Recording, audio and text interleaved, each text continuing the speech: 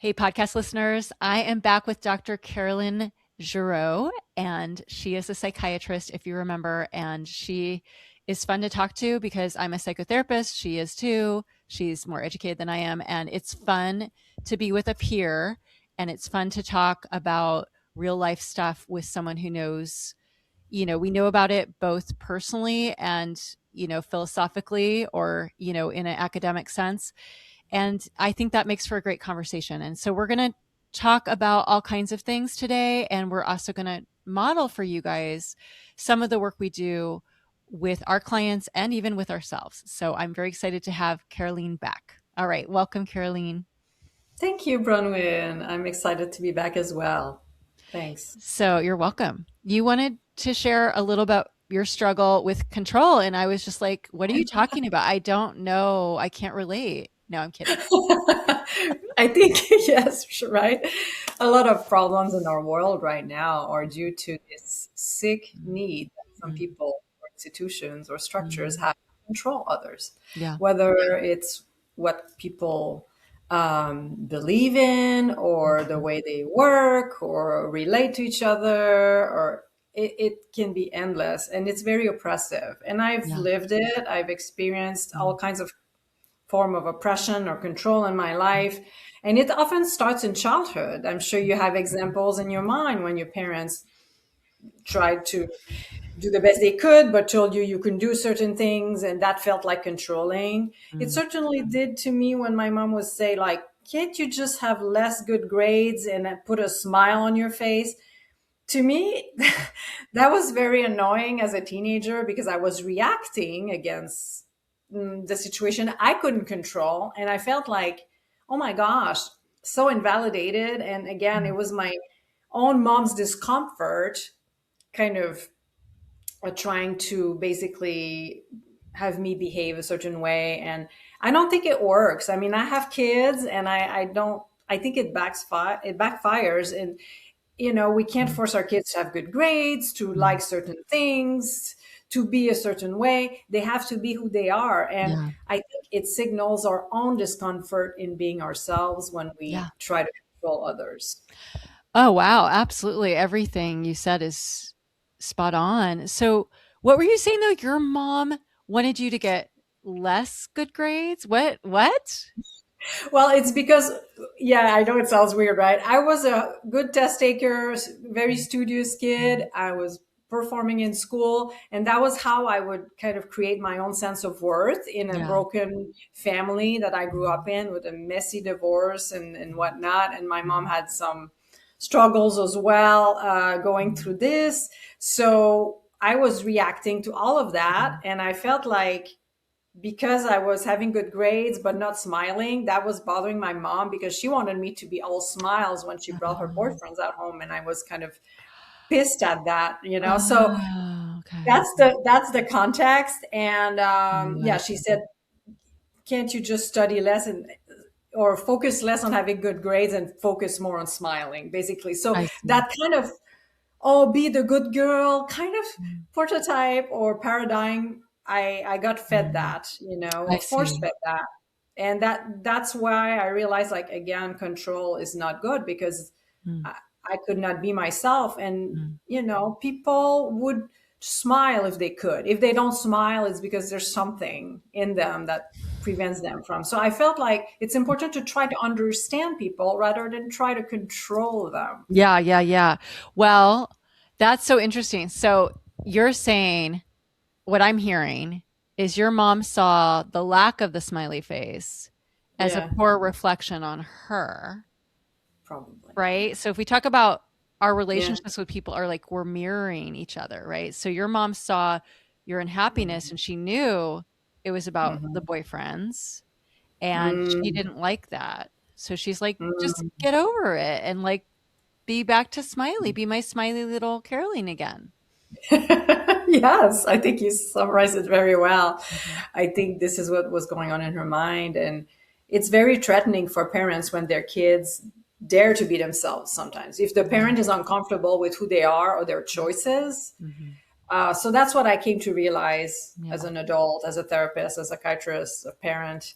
yeah. It's probably what was going on. Yeah. right? So the the truth hurts, and I Mhm. think it evoked maybe the guilt and shame she didn't want to feel about Yeah. her parenting, about, her marriage, about the family that she, supposedly was the mother of, and her Mhm. mothering, right? And so it was evocative for her. She didn't want to see your unhappiness.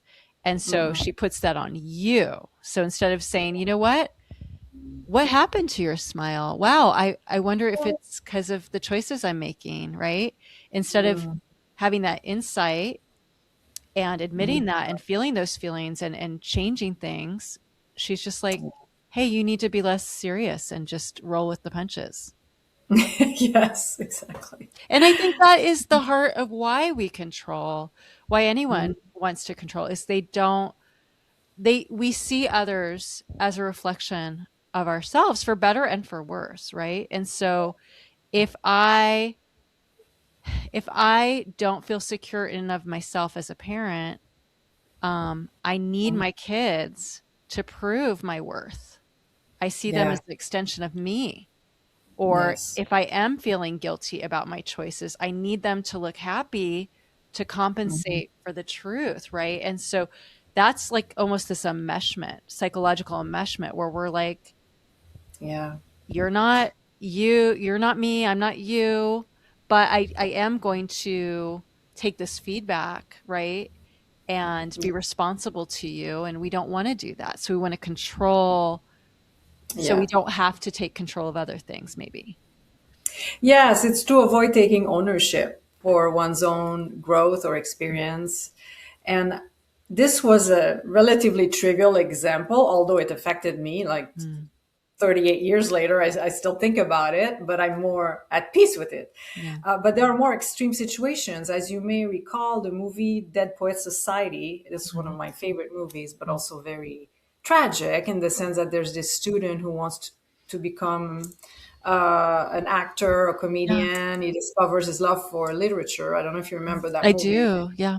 with Robin Williams. A wonderful story, and I mean, it was a masterpiece. And this kid whose parents wanted him to go to med school decided no, he wanted to be an actor. He did so well in a performance, but he ends up committing suicide when his dad is unhappy about that. Finds out about his passion for the arts, and because he Yeah. said you're going to go to the army, and that was it. So it's Yeah. like extreme need for control, and probably signals the parents' own Mm. unaccomplished dreams, so to speak.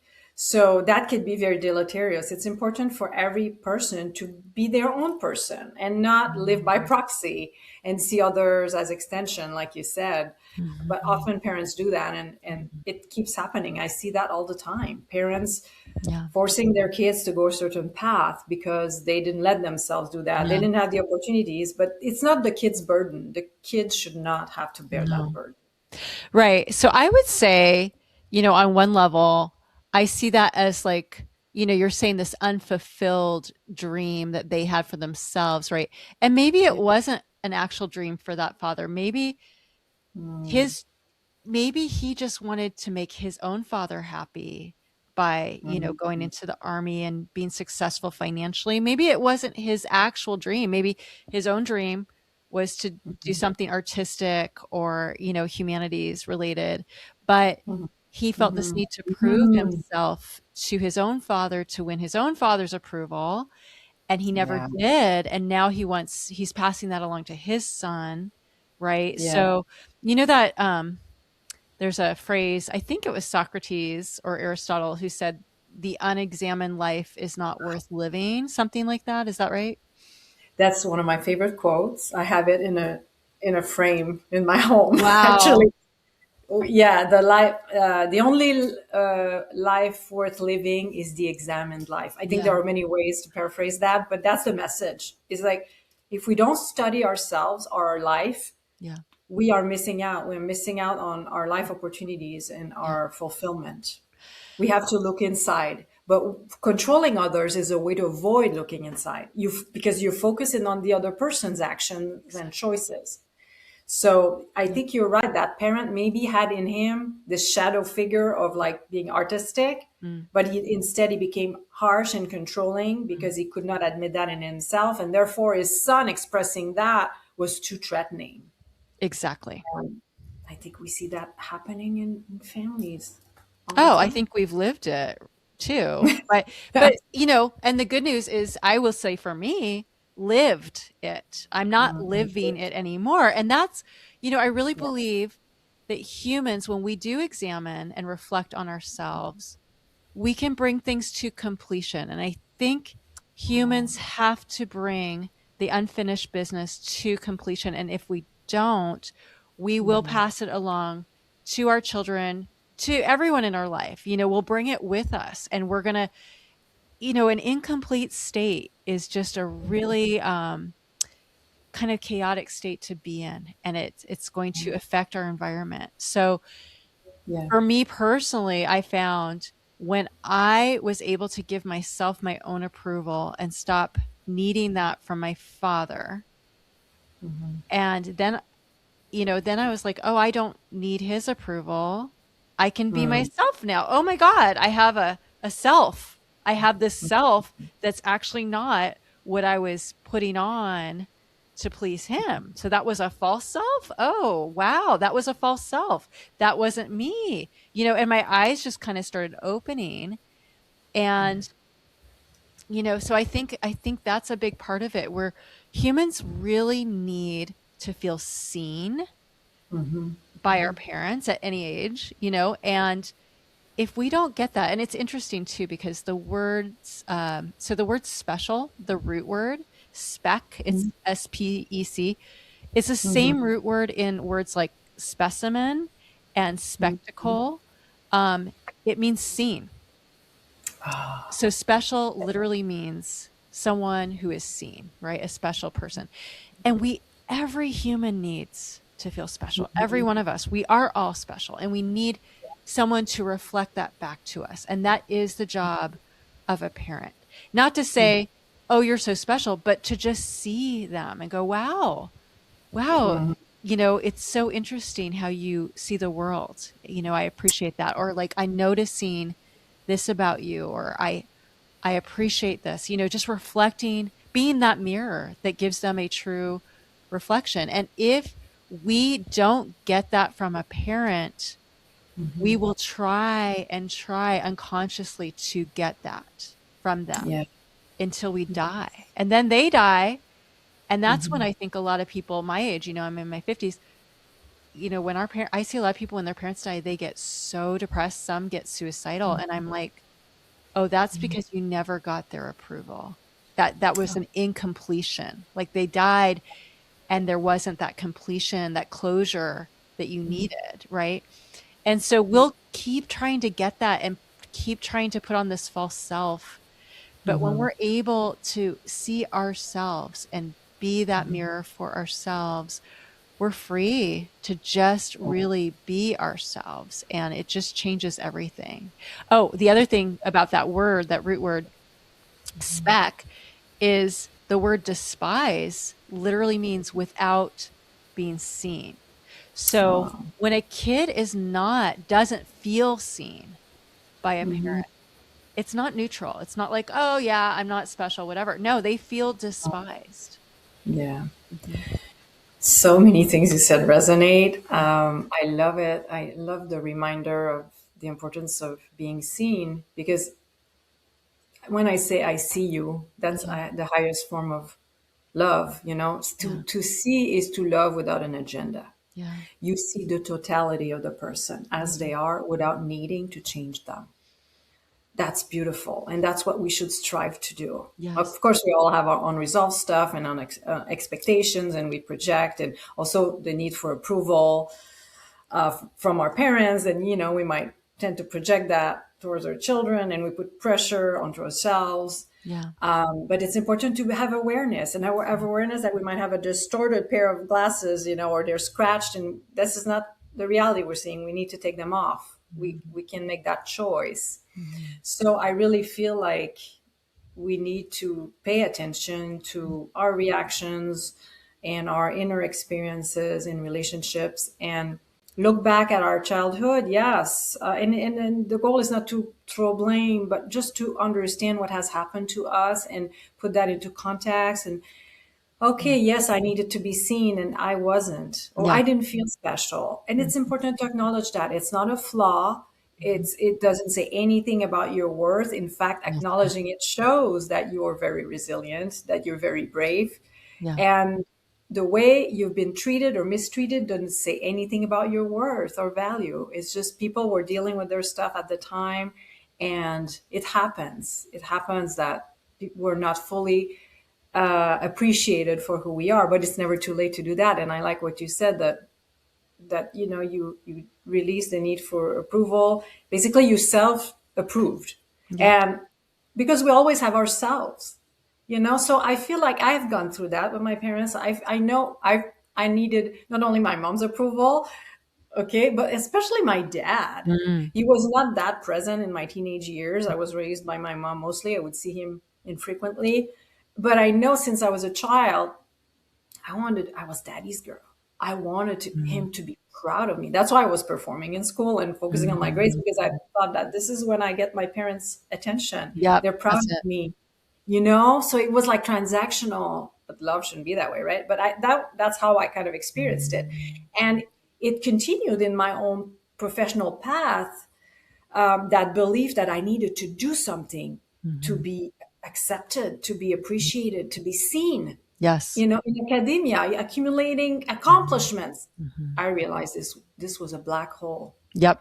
and I freed myself from that. And you know, I'm not seeking approval anymore. I don't need it. I think I have a more peaceful or harmonious relationship with my parents because of that. Because I Mm. kind of came to terms with that. It's not perfect.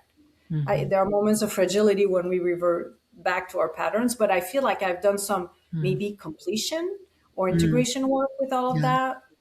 And I realized that we all have our narcissistic wounds from childhood. I Yeah. like when you said the reflection. I think mirroring is an important aspect of parenting. And yes, you tell the child that the child is special, but we don't tell the child that the child is perfect, the best in the world, because then that creates another problem. So it's kind of really giving a realistic reflection of who the child is to the child with full Mm. acceptance. Right. And that's kind of I think, optimal Yeah. parenting.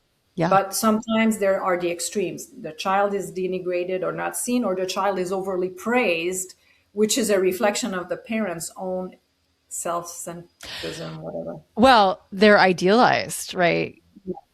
Yeah. And parents who are borderline, who have borderline personality disorder, will idealize their kid. And yeah, the idealization, it's so interesting. Both my parents, I believe, are borderline. And, Mm, um, I just remember my mom idealizing me. And I was always kind of like, this feels good, but it kind of doesn't. Because it's not really me that you're seeing. Like, she would mm, think, when I got to a certain age, she's like, "Oh, you're so beautiful." And she would idealize that. And I'm like, "But that's not me. I want you to see mm, me." You know, yeah. and you know how she would, if she did see me, the only way she could see me was to listen to me, and she would never listen to me. Like that, you know, Mm, that never happened. She wasn't willing to listen to me. And I always tell parents, like, it's very paradoxical for a child to feel seen, they need to be heard.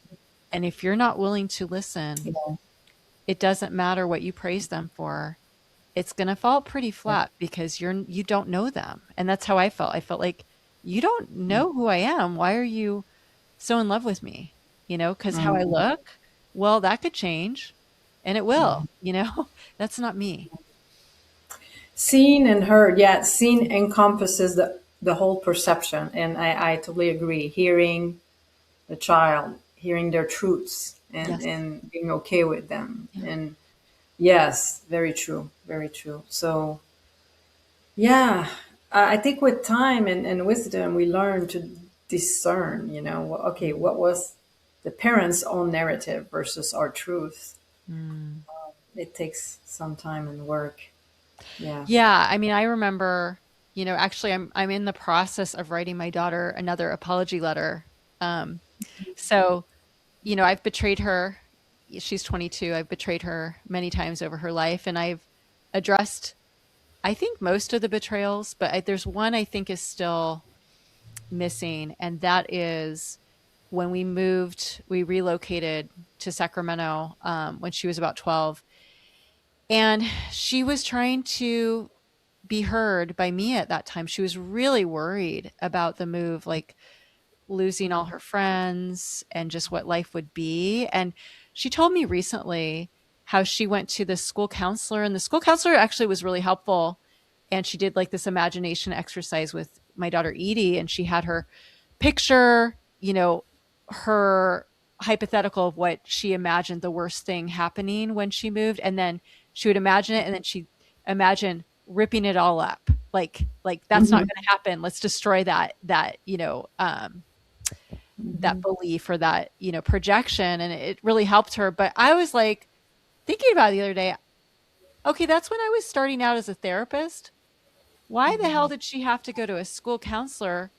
Oh, because I wasn't willing to listen to her fear. I wasn't willing to validate it. Yeah, maybe that's why. That is why.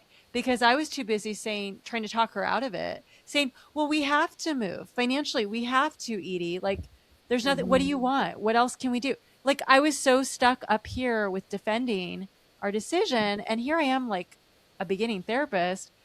And now I'm like, oh, that's my shame because I should have known better. I should have said, yeah, yeah, we have to move, but she doesn't care about the logic. She knows the logic is Mhm. true.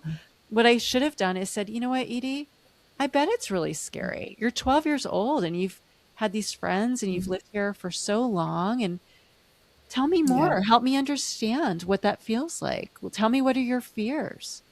And Mhm. validate. And that's, she had to go to a professional counselor for that when I should have been the one doing that for her. And Mhm. so this apology letter that I'm writing her now, I'm letting her know, let's put all that shame that you felt from my negligence, my emotional neglect, let's put that in a cardboard box, Mhm. and I want you to give it back to me because that's my shame. That's me failing you. That is not your shame. Mhm.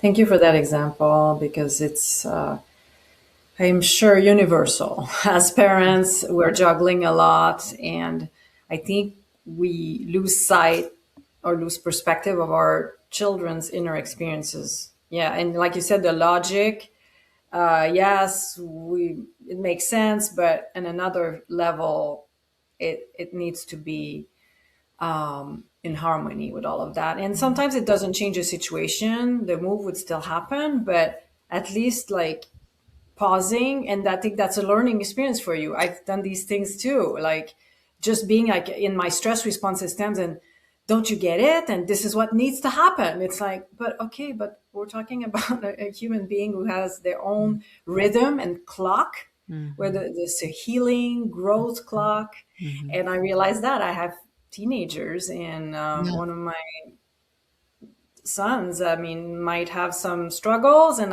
there's no point in me saying you have to do this way, because I know it's not going to be attunement, and I Mm-hmm. need to say, okay, I need to let go of my anxiety. I need to calm my anxiety and trust that, okay, all I can do is be that positive, encouraging presence, receptive parent, who's there to guide. But you can't force a child to take a test or study a certain way. So Yeah. I feel like they have their own path, and Right. it's we need to calm our stress response systems. But that's something we learn with time. And you had this Mhm. opportunity, and I think it's wonderful. I think it's wonderful that you're doing that with your daughter. I wish every parent could do that. Well, every parent can do that, and I do want people listening to know, this is Mhm. 10 years after the fact. I mean, she was 12 and now she's 22, and I'm just Mhm. kinda now going, I think this is something that hasn't been completed yet. Like, I think Mhm. it still needs that completion. Um, Mhm. so, yeah, we can, and I think we need to write letters to our kids and say, "Let's put that shame in a cardboard box and give it back to me, and I'll take Mhm. it. Like, it's mine. Mhm. Hazardous waste disposal, I'll do it," right? I love that so much. Yeah. Yeah, I mean, the It's first time I it's did that good. with her, was a few years ago when she was 19, and I wrote a letter to 5-year-old Edie because that was our first move, and she was Mhm. 5, and I totally didn't ask her how she felt about it. I mean, talk about misattunement. There was no attunement, and that was when I fell into my depression. But Mm. anyway, I apologized in that letter, and I said, "Let's put that shame in a box and give it back to me." And I think I've told you this before, but after Mhm. 14 years of having chronic stomach aches and headaches and anxiety, the minute that I did that with her, all those were gone. All Mhm. her somatic Oh my, symptoms, all her anxiety gone.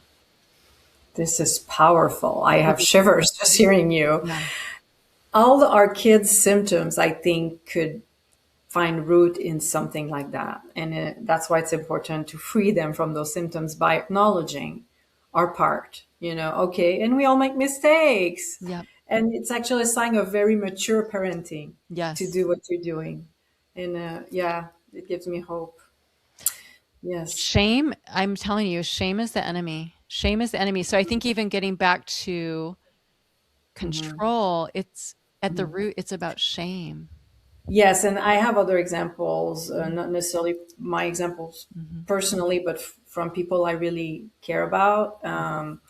Let's say really extremist religions or religious groups where there a lot of normative dimensions of a person are really suppressed, like Yeah. sexuality. Mhm. This is one area where the shame is actually a tool to control. So Yes. shaming people for their normal sexual urges, curiosity, blah, blah, blah.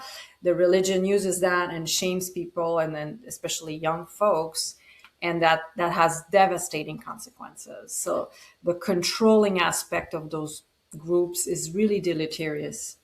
Absolutely. And I come from a semi-religious background myself, and I didn't experience that, but I will say what's probably even more widespread is shaming people for having emotions. I mean, you would hear people from the pulpit, and they really believe this. This is what's so sad. They're Mhm, usually men, and they're saying, mhm, if you have anxiety, if you're, mhm, worried, if you're sad, if you're whatever, that's, they would basically say that something's wrong with you. You're not mhm, trusting God enough or whatever. And it's like, oh my God, like mhm. just so much judgment. And Yeah. you think about these people and you think about what kind of people find themselves in these high control religious circles, right? Are those people Mhm. who trust themselves or people who do not trust themselves at all? Yeah, interestingly, the irony is a lot of, I don't want to say a lot, but there are cases of church leaders who present as like this perfect person with integrity who Mhm. shame others for their Yeah. behaviors, who actually end up having Yeah. perpetrated sexual Yeah. offenses. I mean, so Yeah. again, we have to look inside, and yes, people are shamed even for their emotions. Like you said, that it doesn't have to be complicated. It's really normal emotions, and it happened to me too, and by professionals, by Mm, therapists. mm, My reactions mm, and emotions were proportionate to what was happening in my life, and I was told that I was angry. And I'm like, but that's your job to help me process that. I didn't. I was angry. I was like, mm, okay, things need to change. I need help. Things are happening to my kids. What is this system doing? And I was voicing very appropriate anger. And I was told, mm. mom is angry. And I was shamed for that by the family court system, by the professionals, By the professionals where, by some therapists. Yeah. by therapists that you work with? That were either court ordered or mandated or Oh, court appointed. wow. Yeah. Hmm.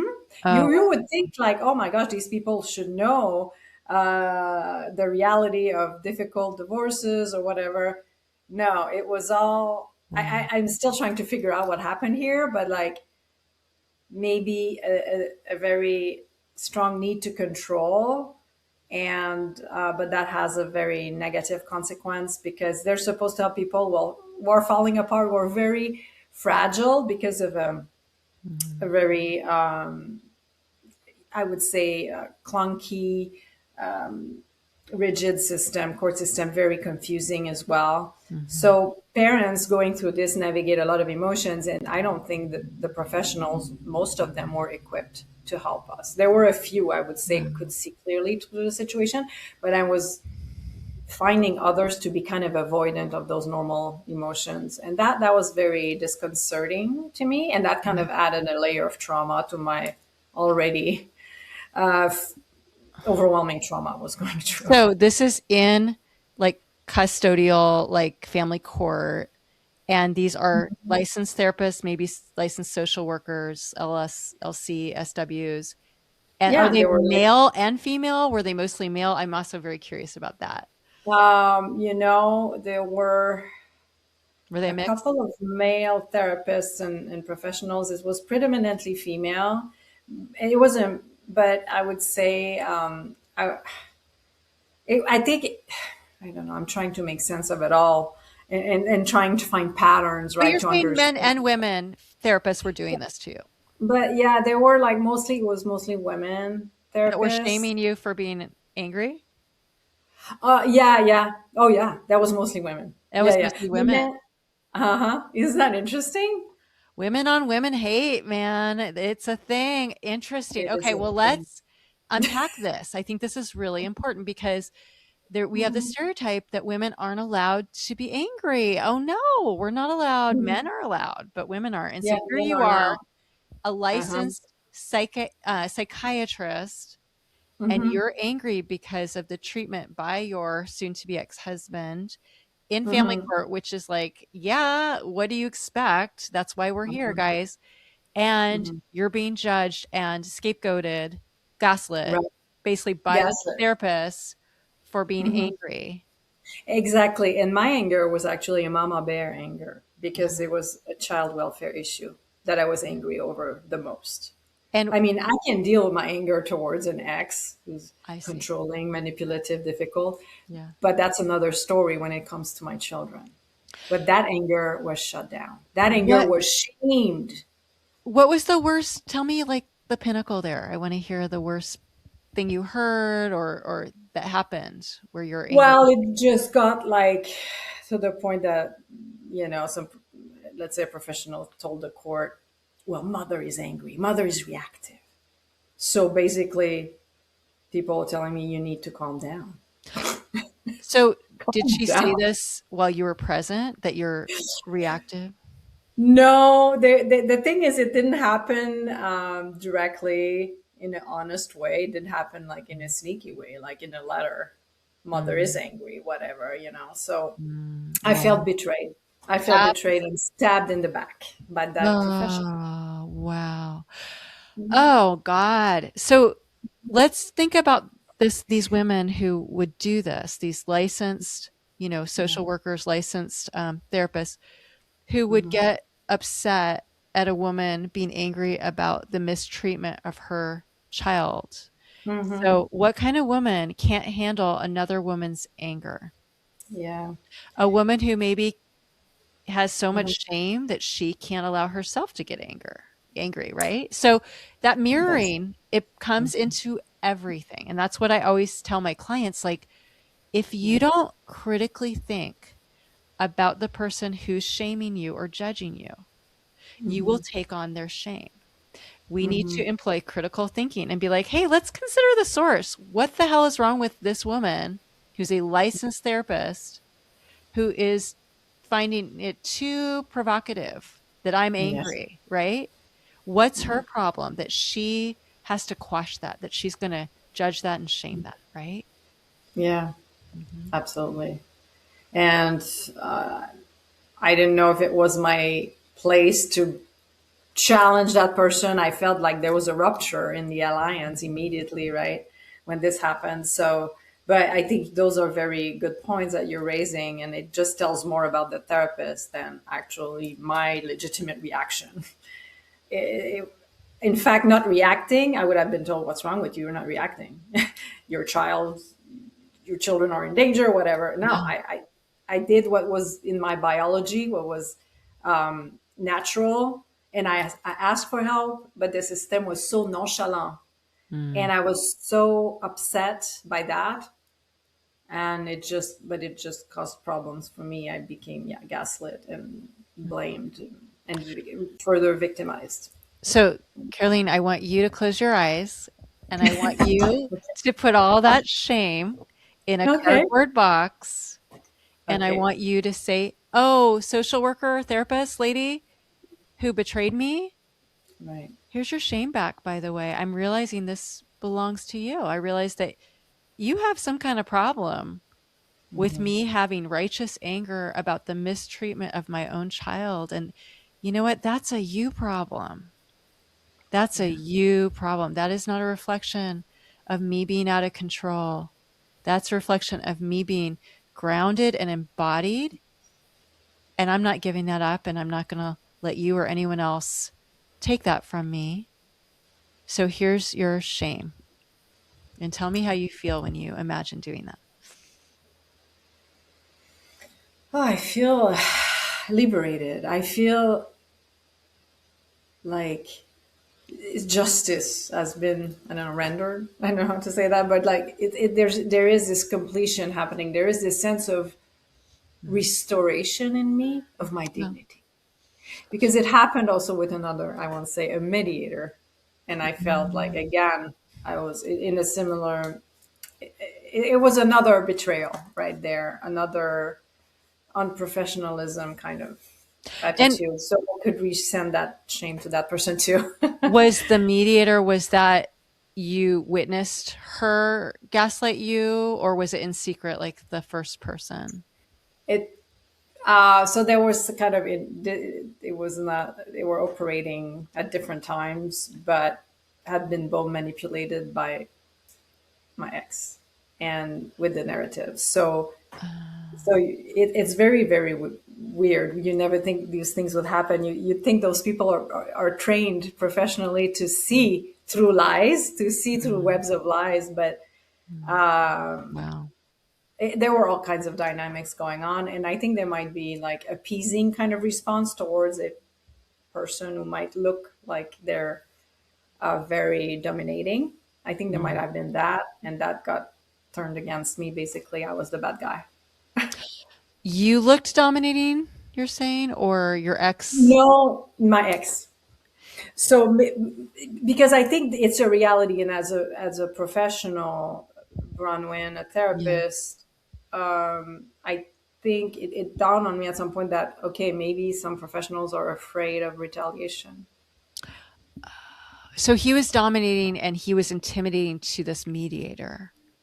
Yeah, or very very skilled at manipulating, or Uh, sounding really grounded and calm when I was like, oh my gosh, the yeah. crazy hysterical Yeah. parent. But in fact, listen to that crazy hysterical parent who is actually expressing all Yeah. the distress of the system and pulling the alarm, which I've done a couple of times. Yeah. And I've been gaslit and ignored and dismissed. But it turns out my concerns were legitimate. And now I'm dealing with that right now, trying to Wow. pick up after the messes Yeah, in my kids' that lives. that is such a recurring theme too, where the most toxic people, Yeah. they just show no emotion and they can come off to the world as like, I don't know why she's so dysregulated. I Mm. mean, all I did was whatever, and they convince people they're the healthy one and this person's the out of control one. It's like just so textbook. Yeah, But it is. I want to talk about this because I think this is really good. When we're that one who's feeling the anger, and this is I tell my clients, I say, you're being scapegoated because you're the only one with feelings in this Mhm. family, which makes Yeah. you look out of control, but it's a Mhm. reflection. So we're a mirror, you're a mirror of them, right? And they Yeah. don't like the reflection you're giving them, but it's Hmm. true and it's accurate. But Yeah. but when we feel that anger because of someone's evil, I think the Hmm. best way to present is to feel that anger in our body, but Yeah. to channel it like sarcastically. Yeah. Because if we I really show it, we'll get scapegoated by society. We really will. And but Yeah. you know what? Sarcasm is just it's like such a way to channel the anger, but we're in Mhm. control. So it Yeah. serves like this dual purpose. You know what I'm Yeah. saying? I like that. It's very sophisticated, actually. Yes, and Yeah. it's funny you saying that because I kind of started practicing in my head some scenarios or responses because I'm still dealing with that kind of controlling attitude from certain people, and it's very unpleasant. But now I'm like, okay, this is what's happening now. This is the control. They're just trying to be in control. I'm not going to respond to every single word because it's just maddening. But at first, I would do that. I was in my stress response. I need to because I have integrity, honesty. I'm candid. I'm like, oh yeah, I'm going to answer like an empath would do towards another empath, right? But that was wrong. It was just giving more ammunition Mhm. to the person who likes to control. So now I'm approaching it differently and actually try to practice that. I even have facial expressions that go with that. Oh, I'm so sorry. Yeah, yeah, Like, yeah, that's it. oh, Oh, you're not gonna no. That's bring us hard. inside. But like, but yeah, it does evacuate something, Yeah. some toxic energy that is not ours. Yeah. I don't want it anymore. But I've absorbed it too long, Bronwyn. And the problem with controllers is that empaths like us become the emotional toilets of Yes. their own unprocessed shame and anger and whatnot. Yeah, yeah, yeah. So that's why I want to talk about sarcasm. So, and sarcasm is part of something even bigger. I tell my clients, like, you become a mirror to that person, Mhm. an Right. intentional mirror. So now you're not out of control. You feel Yeah. that anger, but what Mhm. you do is you don't respond the way they expect you to respond. Yes. You Right. respond by being a mirror, which means naming what they're doing, right? So Mhm. if you're accused of something, instead of responding to that accusation and defending yourself by telling the Mhm. truth, like Mhm. give up on that. They don't care. They don't care. Oh, It's not going to work. But if you name, oh, I'm hearing a lot of attacking right now. I'm hearing mhm. some attacking. It seems like Mhm. attacking is how you want to scapegoat me, right? Mhm. And you name it, then you're Yeah. a mirror, and a mirror is impenetrable. And so the Yes. shame doesn't penetrate that mirror. The mirror just reflects back the shame to that person, Mm. right? Yes. I like that. It's yeah, putting it back on them because otherwise, if we engage, it's like a trap. Yes, it's a trap. Fell many times onto that trap, and it's been Yeah. depleting. It had served no purpose for me for my life. It's just been creating more problems. So yes, the mirror, the sarcasm, Mhm. the detachment, Yes. because they don't want to see us at peace and calm and regulated. Yep. Actually, they feed off the dysregulation in others because they can't Yes. process their own emotions. They can't own them. So they let others live those emotions through them for them. But I'm done with this. I see now the dynamics. So yeah, yeah, this is good. This is we're taking control back. That's right. If we have such a thing, but so to speak, we're taking charge of our lives. Is yeah, we are freeing ourselves from controllers, Yeah. controlling people. Yeah. So, yeah, I just want to say this, when my email correspondence with my dad was a couple years ago, we haven't corresponded since then, but, he was, playing that game with me. And I just reflected back. I just said, oh, I'm noticing it seems like you're reverting back to defensiveness and denial now. So I didn't respond to the content. I just was a mirror. Oh, I'm just naming, oh, I'm noticing defensiveness and denial, right? oh, And it's I like love so powerful because you're objective. You have it. Yes, attained yeah. this objectivity. Oh, you can't hurt me. I am so objective. I'm just going to mirror back what you're doing. And there's nothing he Mm. could do. Like, he couldn't respond to that. And I'm like, "Oh, yeah, you can't Dad, I don't think you want a relationship with me anymore because you couldn't handle me anymore." You said that. No, but I think it all the time. I'm If like, that's what it meant. But I like that. I like you said you're objective. You are basically naming the pattern, the behavior. "Yep, It's not focusing on content, no the word contact. for word, because this is the trap. This is a swamp. We want to It's stay a away from that swamp." swamp. Yeah. as much as possible. It's a I know that. quicksand swamp. Yes. Yeah, yeah, the moving sand, or yeah, yeah. Wow, this is very good, very illuminating. Mm. Well, I know we need to wrap up, but thank you for joining me again, Carolyn. This was so Oh, lovely. thank you, Bronwyn, for the whole process, the whole co-thinking of Yeah. those issues that many of us encounter. That's very helpful. Thank you very much. It was a Yeah. pleasure again. Okay. Well, I will talk to you soon. Talk to you soon. Thank you. You're Bye, welcome. everyone. Bye.